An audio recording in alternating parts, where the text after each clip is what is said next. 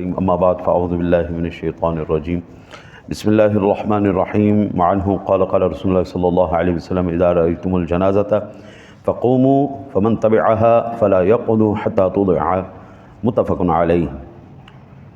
انہی سے روایت ہے، فرماتے ہیں کہ میرے آقا نبی اکرم صلی اللہ علیہ وسلم نے ارشاد فرمایا کہ جب تم جنازہ دیکھو تو کھڑے ہو جاؤ، جو اس کے ساتھ جائے وہ نہ بیٹھے حتیٰ کہ رکھ دیا جائے۔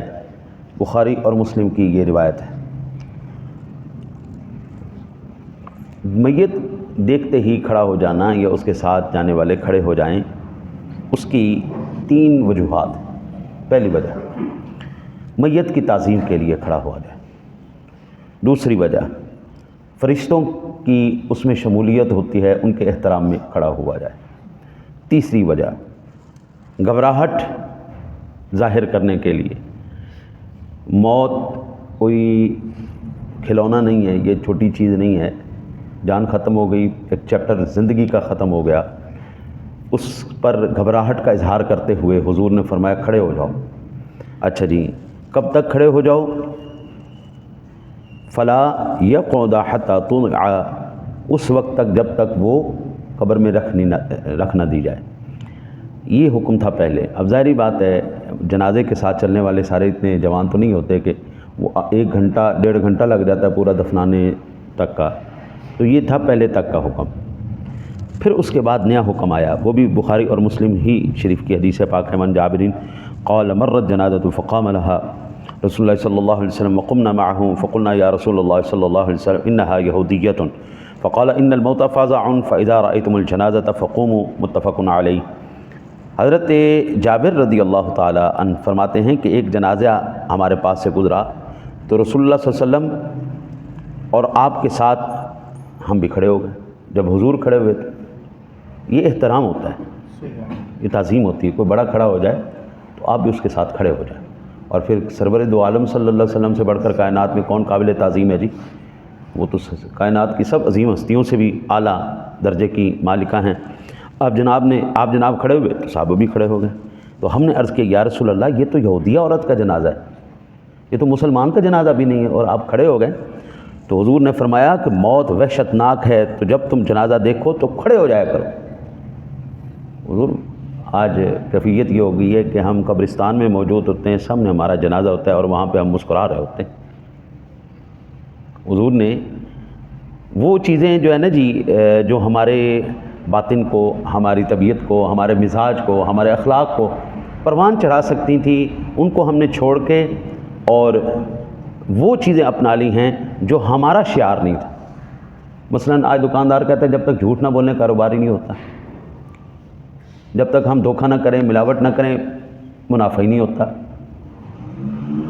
پوری قرآن و حدیث کے مجموعے کے اندر مجھے کہیں نہیں ملا کہ آپ اپنی جو آپ کے پاس پروڈکٹ ہے اس کی آپ شہرت کریں، ایڈورٹائزمنٹ کریں۔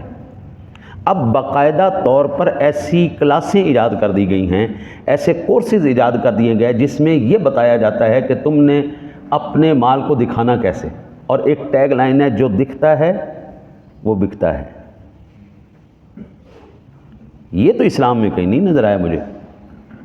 اخلاص، خالص چیز ہو آپ کے پاس، دھوکہ نہ ہو۔ آج بھی کہیں سے آپ کو پتہ چل جائے یہ بندہ دودھ خالص دیتا ہے، 5 کلومیٹر دور بھی ہوگا نا تو آپ اس کے پاس جائیں گے، وہ کوئی ٹیگ لائن نہیں لگا رہا، وہ کوئی ایڈورٹائزمنٹ نہیں کر رہا، وہ صرف ایک کام کر رہا ہے، نیت صاف رکھ کے چیز 1 نمبر دے رہا ہے۔ اب اس کے لیے آپ کو ضرورت نہیں ہے کہ آپ اشتہار دیکھیں گے، ایڈورٹائزمنٹ دیکھیں گے تو اس کے پاس جائیں گے۔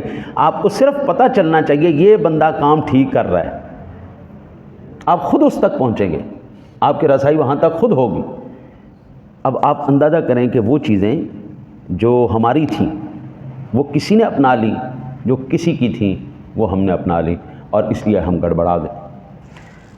میرے آقا نبی اکرم صلی اللہ علیہ وسلم نے فرمایا مسلمان ایک جسم واحد کی طرح، اس کے ایک حصے میں درد ہو تو دوسرا بھی بے چین ہو جاتا ہے۔ آج مسلمان فلسطین سے ختم کر دیے جا رہے ہیں، لیکن کیا باقی مسلمانوں کو اتنی درد اور تکلیف محسوس ہو رہی ہے؟ سربراہان کو نہیں، کہیں نہیں ہو رہا، بچے، عورتیں۔ جنگ کا اصول رہا ہے پہلے، میرے آقا کریم علیہ الصلوۃ والسلام ارشاد فرماتے تھے جب جانا کسی علاقے میں فاتح ہو کر تو خبردار وہاں کے پودے گھاس پھوس کو نقصان نہیں دینا، کمزوروں کو نہیں مارنا، عورتوں کو بچوں پہ حملہ نہیں کرنا، اداروں اور ہسپتالوں پہ حملے نہیں کرنے۔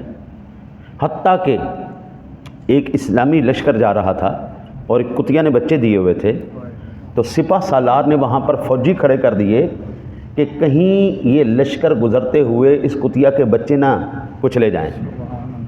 جس اسلام کے اندر جانوروں کے بھی حقوق ہیں نا جی قبلہ، اور جانوروں کے بچوں کے بھی حقوق ہیں، آج وہی اسلام اتنا لولا ہو گیا ہے کہ اس کے سامنے اس کے اپنے بھائی بہن ذبح کیے جا رہے ہیں، اور ہم پھر بھی قبلہ نہیں۔ پاکستان کے اندر کیا اس وجہ سے کرپشن، جھوٹ، بے ایمانی ختم ہو گئی؟ نہیں، بلکہ ہر ایک یہ کہہ رہا ہے جی فلاں الیکشن لڑے گا، فلاں نہیں لڑے گا، فلاں کامیاب ہوگا، فلاں وزیر اعظم ہوگا۔ یہ باتیں ڈسکس کرنے والی ہیں؟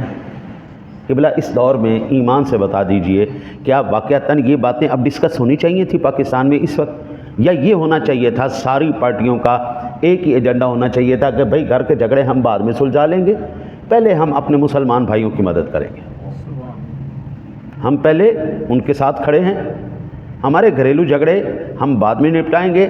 وہ کہتے ہیں نہیں، پہلے ہمارے جھگڑے نپٹاؤ، اس کے بعد ہم باہر کا دیکھیں گے۔ او بھائی، اگر آج فلسطین ختم ہو گیا، بے فکر ہو، کشمیر تم نے دے دیا نا، آپ کو پتہ ہے کہ نہیں پتہ، اب پاکستان کے نقشے میں کشمیر نہیں رہا، کشمیر دیا جا چکا ہے۔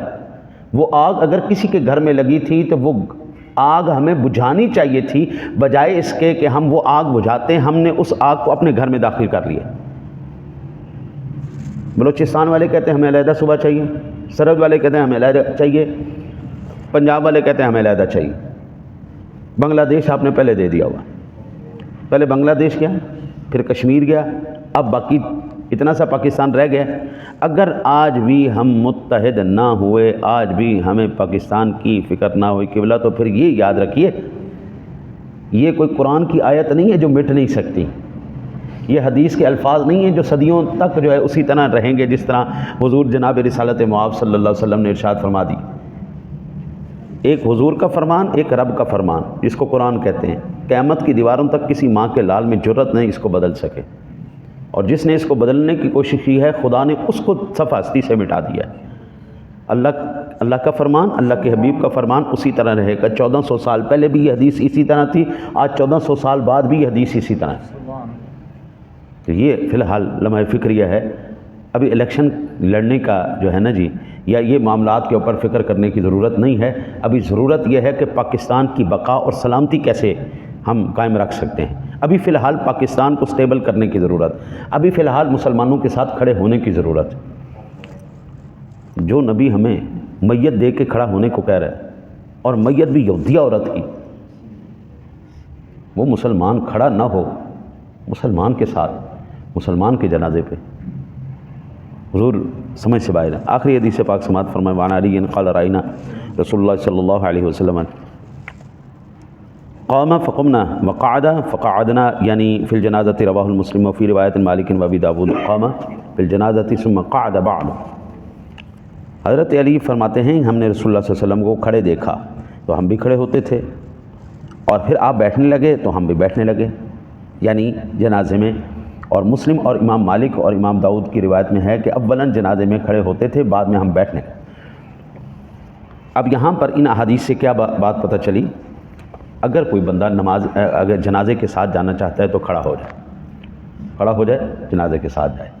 وہاں پر اگر میت کو قبر تیار کرتے ہوئے اگر جو شامل ہونے والا بیٹھنا چاہے تو بیٹھ سکتا ہے، اور اگر بندے نے نہیں جانا، میت کے ساتھ جنازے کے ساتھ نہیں شامل ہو، تو پھر نہ کھڑا، پھر بیٹھا رہے۔ ٹھیک ہے جی، جس نے ساتھ جانا ہے وہ کھڑا ہو جائے، جس نے ساتھ نہیں جانا اس کے لیے کھڑا ہونا مکروہ ہے۔ ٹھیک ہے جی، ان حدیث سے یہ بات پتہ چلی۔ اللہ سے دعا ہے اللہ آپ کو مجھے عمل کی توفیق عطا فرمائے۔